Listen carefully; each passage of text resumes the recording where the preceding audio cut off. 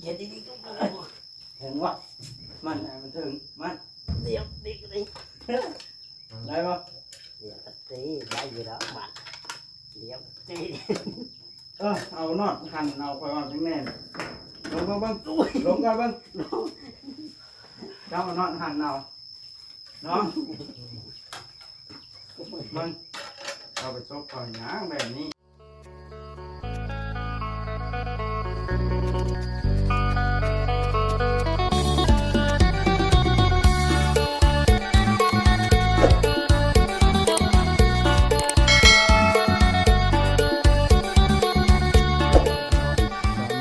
ติดตั้ง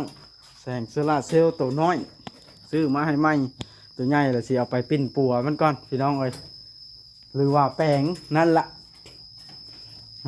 ตัวบ่อจ้อยกำลังขึ้นของบ่อจ้อยคือสิเพแล้วนี่บ่อจ้อยอันนี้ของเจ้าคืองงแงงวันนี้หัวมันนะมันหึงดิเป็นตัวขาตั้งใหญ่นะมันขาเวียงอ่ะผมบอกเวียงใช้นะมันสิมันใส่ถุงพายบ่ได้ถือไปมันเป็นยากแล้วอันนี้ฮะแล้วมันออกเบิ่งแล้วบ่าจ้อยกันถ้าจะลั่นผมอยู่ว่าสิมาใช้เท่าแต่ลั่นได้เห็นนะฮะเลือดมัน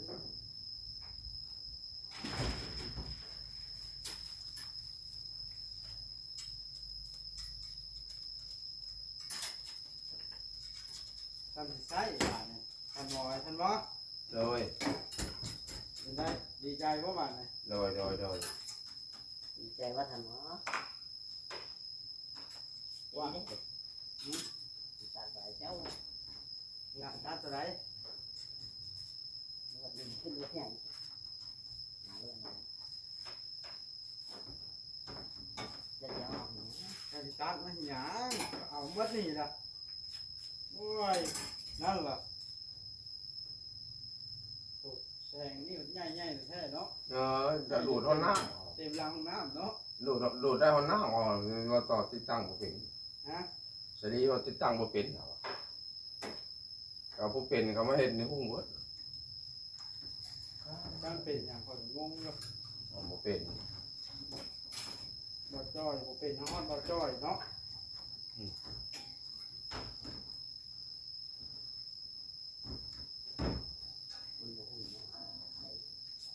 ฮะ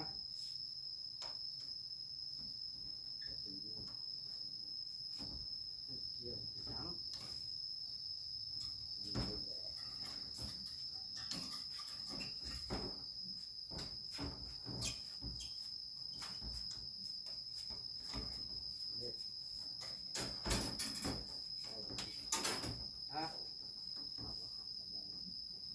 ได้นะ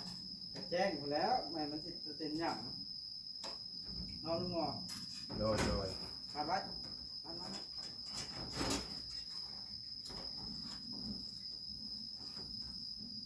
ออกจากไฟออกแน่เดี๋ยวมัดใส่กันนี่เด็ดเกี่ยวกับไปเจอน่าจะเกี่ยวเขา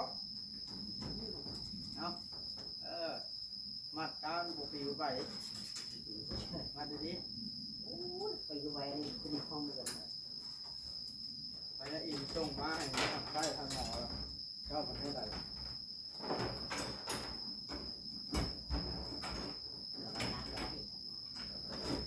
ทางน้ำได้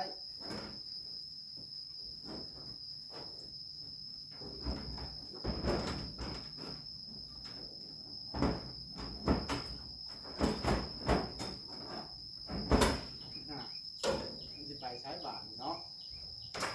จ้ามีเลยบ้านเนาะบ้านไว้ละ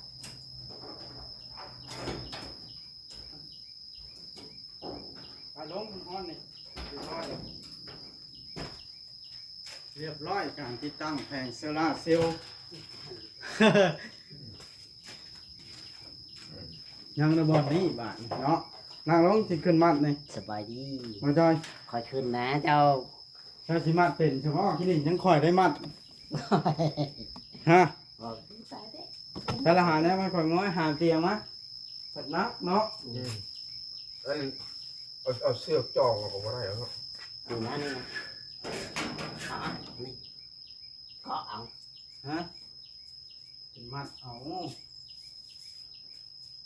อะไรมางอยกดลงวะลงจากเตียงนี่ไปจัดการนี่ เตียงเลยเนาะ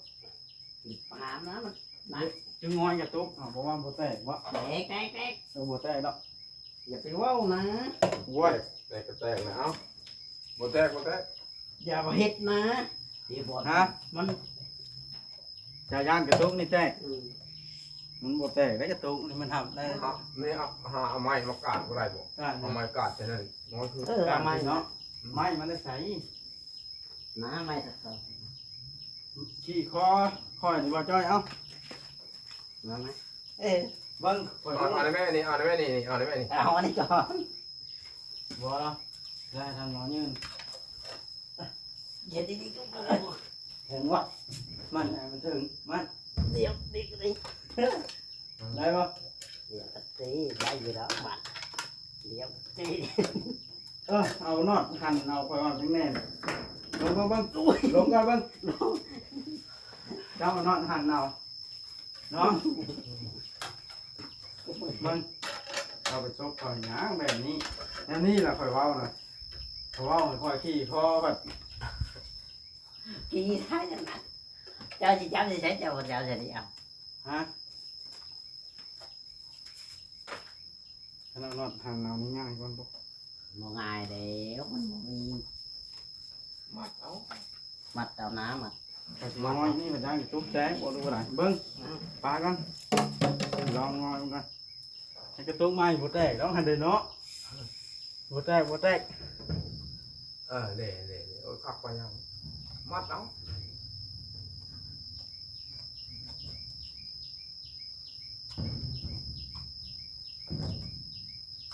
ทำแล้วเจ้าวาดพื้นนี่ที่ไหน ได้ พื้น ได้แม่แล้วมันคงงอกเอาจะไปเท่าไหร่ก็ว่า มาล้วนนะสิมันในบ่จ้อย เอาเอา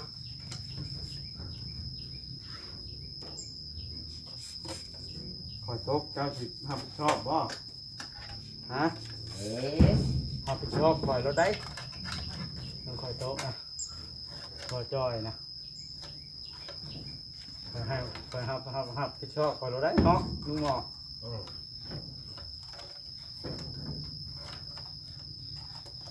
ดีแล้วหวานบ่ทันได้ไต้ซะ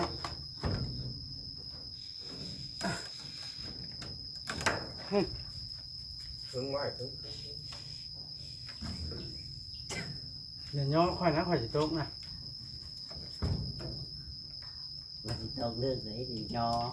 มันวิทย์มันสิว่าต้อง โต๊ะได้บ่จ้อยย่อ ได้แล้วทำได้แล้ว เราน่าจะเราแพงไหม ฮะมันบ่มีอันงอยเห็นเนาะลุงหมอ แล้วทำนั่นได้แล้วเพราะมันบอกนั่นเลยเกี่ยวไปมันอยู่แล้วมั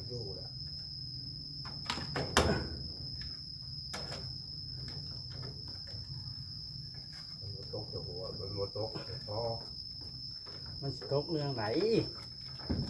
อันนี้มันบ่ได้ฮอด50 โลครับ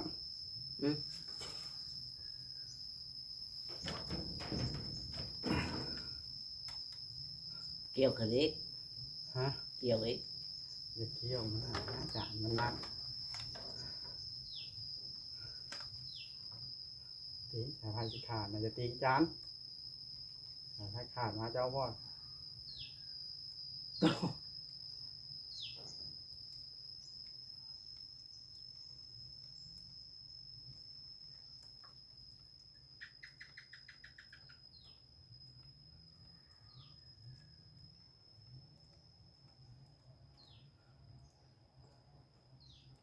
เขาแล้ว พอละพอละ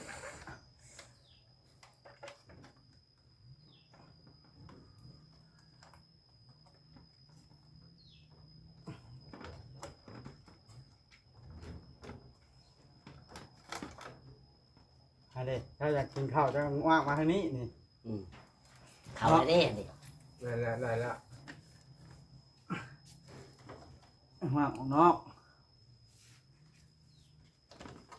ก็พอยก็เอาคักไปยังหวาน ได้ละเนาะ ได้แล้วเลยเนี่ยมันมามันมาบลง ลองจับรีโมทขึ้นจับรีโมทขึ้นเป็นบ่หูจักว่าตุ่มเปิดบีบสิเบิ่งหน่อยเอาบีบเลยบีบเองปีนหัวมันใช่แหละบีบ ดีในไหนท่านหมอ ตุ่มเทิงเปิดนะ นี่ บ่แมน แดงนี่ บ่แมนนี่ เด้มันพุ่งแล้ว เห็นดินี่สิบีบเบิ่งนี่คอยบีบเองเห็นบ่เห็นมอนนี่ฮ่า ดีในไหนท่านหมอ ได้แล้ว ทำสิหุ้งบ่านี่เนาะ กลางคืนมันมาเองมันเลย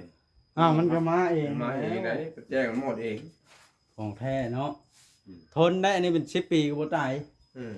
เคยเห็นเขาใต้เรื่องแบบนี้เราข้ามมันมาเองลูกแจ้งมันหมดได้ หุ้งบ่บาดนี่ พุ่งแล้ว พอแล้วว่ามันแพงก็ถามมึงโอ้ยซ้ำนั้นหนึ่งบ่เดียวนี่ปล่อยวะ 300,000เนาะ 350,000เอามาจอยน็อตนี่ก็ขายเจ้า50,000 บาทนี่ ตะกูจับ เอามาได้ไหมบ่จอย50,000นะ พุกเขาเรียกพุก ดีใจแล้วบาทนี่ ดีใจว่าท่านหมอ โดย มีแต่ว่าจะค่อยสิไปหามเข้ากับบ่จอยเข้าไว้ได้เด้อ โดย ไปบ่จอย เดี๋ยวท่านหมอ ไข่และเฮือนนะ เขาจะได้ โดย เฮือน ยังแล้วบ่ เฮือนบ่ได้อัดบ่ มันอัดแล้วว่าจะไปแล้วจะอัดแล้ว ว่าไปจังสิอัดหามเข้าเขาไว้ในก่อนพี่น้องเอ้ย จะเอาค่อยไปอย่าไปนะท่านหมอ ให้ได้เข้าอยู่ซะเล่งพุ่นไว้ให้เท่าจะลั่นมาครับท่านหมอไปบ่จอยเท่าจะลั่นกว่ารอบบ้าน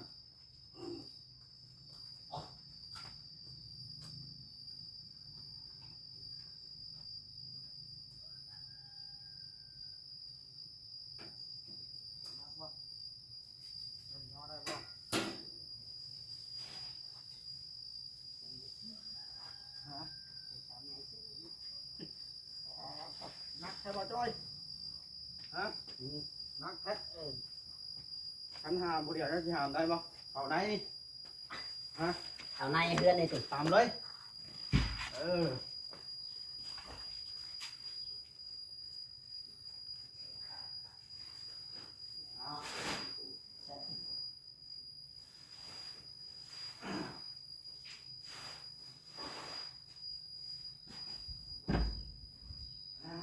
กินดิ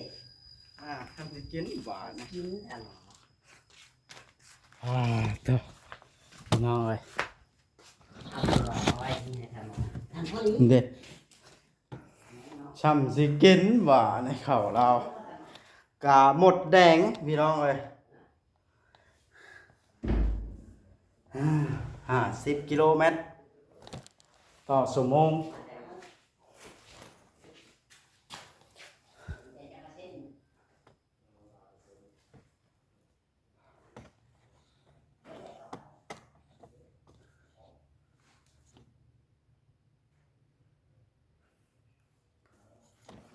เบิ่งนี่เพิ่นนั่นเสื้อผ้าม่วงมันเครื่องของสโลมเราได้นี่พี่น้องเพราะว่าเราเป็นหมอเด้อันนี้สโลมหรือว่าถุงน้ำเกลือเราเตรียมเข้าสโลมให้คนเพราะว่าทานหมอเด้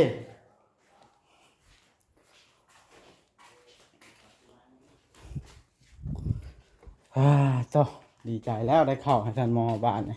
แสงเชลาเซลล์พร้อมเพราะว่าพญาอินทร์พาพรหมเพิ่นส่งว่าจอยแต่บนฟ้าพวกให้มาดูแลท่านหมอหรือว่าคนมีบุญบอกง่ายใช่เนาะลุงหมอ โดย เจ้าคือว่าเจ้ามีบุญอยู่บ่ โดยทำลำปู หุงข้าวปานหยังบาดนี่เนาะ อันนี้กี่ลันมาแล้ว ฮะนะคอยเฮ็ดเวียกแล้วผัดมา เออ เนาะ มันเนาะ เห็นบ่หุงมาคอยเฮ็ดน่ะ สั่งอยู่หวาน อ่าอันนี้มันแมบมามันฉาบกับไผนะฮะ ให้เขา กันขีด15นั้นเต็มฮอด6-7ขีดนี่มันใต้เท่าไหร่ก็บ่เบิดอันนี้มันสาวอยู่ฮะ แต่มันอันสิผ้านี่เต็มเบิดนี่มันใกล้มันอะไรกันแล้วมันยังตายพอดี แต่ว่าให้มันเบิดน่ะบ่เบิดน้อยขีดก็แต่ว่ามันอันความหุ่งของมันเท่านะอันนี้น่ะขีด15มันน่ะมันทันถาดเต็มเบิด4ขีดแล้วมันเต็มอัดนะความหมายนะมันฉากอยู่ได้มันแดดร้อนใช่เฮาตั้งไว้พาไว้อยู่พาทางซ้ำสิใส่บาดนะน้ำก็ได้ใส่ไผก็ได้ใต้เข้ามาได้ใส่นี่สิถามนี่อืมได้ไฟฟ้าแล้วบาดนี่เป็นไรชุดเสื้อผ้าใช่ตัวเดียวอยู่หั่นบ่เดี๋ยวนี้สบายดี สบายดี ว้าโตท่านหมอว่าไปหากินหยังน่ะ บอกเล่นบ้าน นอนนี่บ่ นอนนี่ ครับท่านหมอนะท่านหมอสิไปทางไหนเจ้าบ้านนี่สิไปวัดบ่ อาจจะไปวัด นี่เด้นี่เก็บรีโมทไว้ดีๆไว้ในบนนอนนี่แล้วแก๊สมันนี่ให้บ่จ้อยแล้วบ่ โดย เอารถแล้วบอกแล้วเลย ไปเท่าไหร่ บ่ได้ บอก แก๊สมันบ่ให้เจ้า ไว้ปานนี้ ให้ทันหมอไว้คือ ไปภายใต้แล้วบ้านนี่เนาะบนแห้งอลิท่านหมอนะภายใต้นี่ค่อยสิเอาซื้อตัวน้อยมาให้แล้วตัวใหญ่ค่อยสิไปแปลงก่อนเด้อ เลย บ้านนี่ฝนก็สิตกแล้วนี่เนาะบ่ย่านมีภายใต้แล้วเนาะฝนอยากมาสร้างโดยชับก็ได้เห็นบ่ฮะ โอ้ชอบหัน ชายก็โดดมาแล้วก็เขามีชายมาเสียบก็หัน ได้เนาะชอบโทรศัพท์ก็ได้ชอบคมก็ได้เนาะ ได้แต่ว่า ต้องมีสายมัน ต้องมีสายเนาะ มันมีสายยาวเนาะไม่มีสายยาวเพื่อชอบโคม โคมได้ใช้อะน่ะ โคมนี่ เอามาเบิ่งดูโคมยี่ห้อใด เดี๋ยวมันโคมนะจ๊ะนั่นนี่โน่น อยู่ว่างไหนมีฉากแบบไหน เอาไปฉากน้ำบ้านก็ได้ครับขอฉาก นี่รถตัวนี้ นี่ว่าโอ้ นั่น โอ้หูฉากมันฉายฉากมันอยู่ใช้เลยเนี่ย จับแล้วใส่ในชอบชอบแปะมันเนาะเด็ดไปกันนะมันมีสายยาวต่อลงมาถึงได้เนาะ ใช้ฉากบ่ต้องเอาคล้องไว้หันก็ได้ หมดเรื่อง โคมชื่อโคมคักแท้เนี่ยโคมเจ้ารุ่นฉากแบตก็ได้นี่หมูธรรมดาฉากแบตโทรศัพท์ก็ได้เฮ็ดแห้งหรือทันหมอใช่แต่ของเท่ๆคนบุญแห้งเนาะ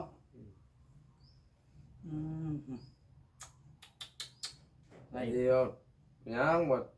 ใช้โทรศัพท์มือถือเนี่ย ไพ่ว่า สลีพอได้โทรหาเธอได้ปูได้ปลาโทรแปลโอ้ย อาจจะมีโทรศัพท์นี่ง่ายแห้งแนวหนึ่งหลวงพ่อก็สิโทรถามอยู่บ่สิเอานั่นนี่ไปให้เนาะ เลย หลวงพ่อแต่ละบ้านนี่โทรศัพท์กูองค์เด้ เนี่ยเป็นบ่มี หรือว่าคอยมาหาบ่เห็นก็โทรถามว่าอยู่ไส สบายโยมมันมีโทรศัพท์นะผมมีเงินซื้อนี่แล้วเนาะโทรศัพท์มือถือนะโทรศัพท์ธรรมดา ตั้งโต๊ะให้ดู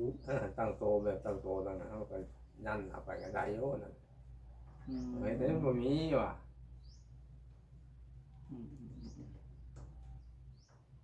แต่ดีว่าพอเอาโทรศัพท์แน่บ่แม่นสิเอาคักเนาะพอได้ว่าพอได้ปูได้ป่าย้อนอยู่บ่มาเสียเที่ยวคารถมันรถแล่นมาละแล่นมาน่ะเห็นอันนี้จักอยู่ไสจักอยู่จักบ่อยู่ ต่อก็เรียบร้อยแล้วเด้หาเนาะ โดย อยู่คุมไผใช้เป็นความเจ้าเว้าอีหลีเนาะมันจะว่าจะคุมไผใช้บ่ได้หึง มันเฮิงแล้วก็เบิดแล้ว เบิดแล้ว ไปใส่ไปแล้วนี่ก็บ่มีหมื่นแล้วหาเพิ่นดับไป ท่านเบิดแล้วบ่ เบิดแล้ว อาจจะลั่นแล้วหาพื้นแถวใกล้นี่บ่ดัง เพิ่นมาดัง เออ พอแล้ว เด้อจะลั่นเด้อ นี่ดีผมเขาทางป่านั่นชิดกิ่งมันกองไว้แต่สิดังมันแห้ง นะเพิ่นดิบเนี่ยมันบ่ตาย บ่จ้อยเจ้าชื่อทิพย์ข้าวมาให้ลุงหมอพร้อมเด้อคันมีเงินเด้อ คันมีเงินเนาะ ซื้อชำหน่วยชำหมอหน่วยหนึงก็พอแล้ว ทิพย์ข้าวแล้วก็เป็นหยังแน่ มวยเว้าได้เนาะ1หัวนี่มัน มวยน่ะโดน อ่าถึงวัด เตียงกับแพงเด้สิซื้อมาให้อันนี้ก็ได้400,000อันตัวน้อยนี่เอาสิให้บ่ตัวน้อยเนาะ ได้บ่ได้ ให้บ่จ้อยซื้อให้นี่เนาะ เอาเงินมาใช้ซื้อ บ่ยอซื้อแล้วข่อยยังเอาเงินตัวเองซื้อกันใส่โซล่าร์เซลล์นี่ อืม เงินก็บ่แม่นหยังดอกแม่นใหญ่เพิ่นก็อันช่วยเฮามาหลายอันแล้วนะเนาะ โดย หัวแม่ใหญ่เพิ่นนั่นช่วยหัวบ้านข่อยเด้ข่อยไปซื้อเมื่อวานนะ อืม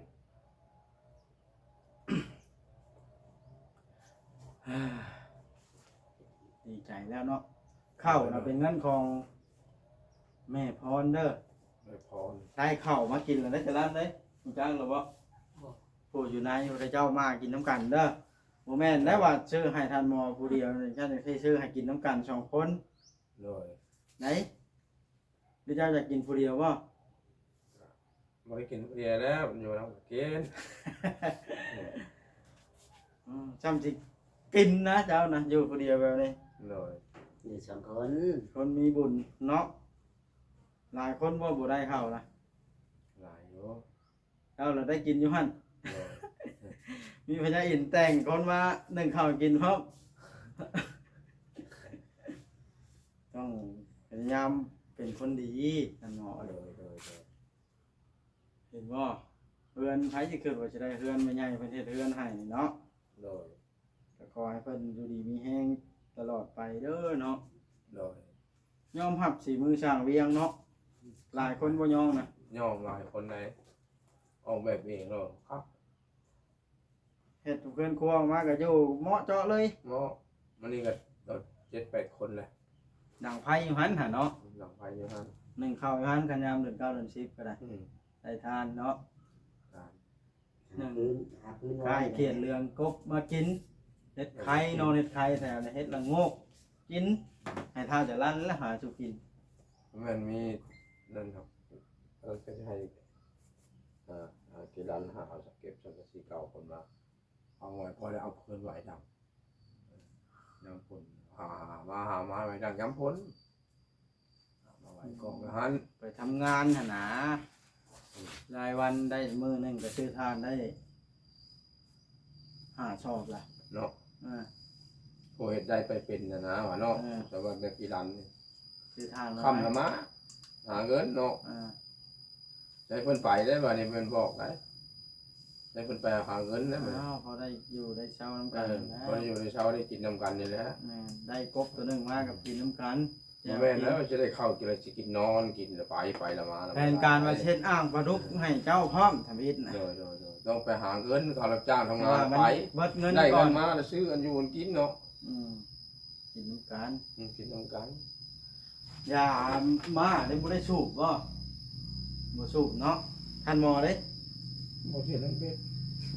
อย่าไปสร้างสูบยามาได้ โอ้ยแล้วนี่ ใช้ทางมอขีดออกมา เมาอีเนาะ เท่าไหร่แม่ละว่าไหน บ่แม่นเนาะเสียงแบบนั้นเนาะเสียงรถเบานี่มันเว็บไอเนาะ รอดิ แม่นบ่เบาอีก็มาแล้วเด้ขอยสิได้จบคลิปลงแล้วเด้อท่านหมอเอ้ยอยู่ดีมีแฮงเด้อ FC วัดสุขูสู่คนบาทนะ ทางนำสินะ เด้น้ำใจของท่านหมอกินกี่ลัน เอาน้ำสิน้ำบ่ โอ้เห็นได้จังหู้ใจท่านหมอว่าท่านหมออยากน้ำเบิ่งตาก็หู้บ่เด้อเลยฮะเบิ่งตาเจ้าก็หู้บ่ว่าเจ้าอยากน้ำนะ น้ำต้ม เจ้าอยากน้ำแล้วเพิ่นบริหารเลยบ่ บ่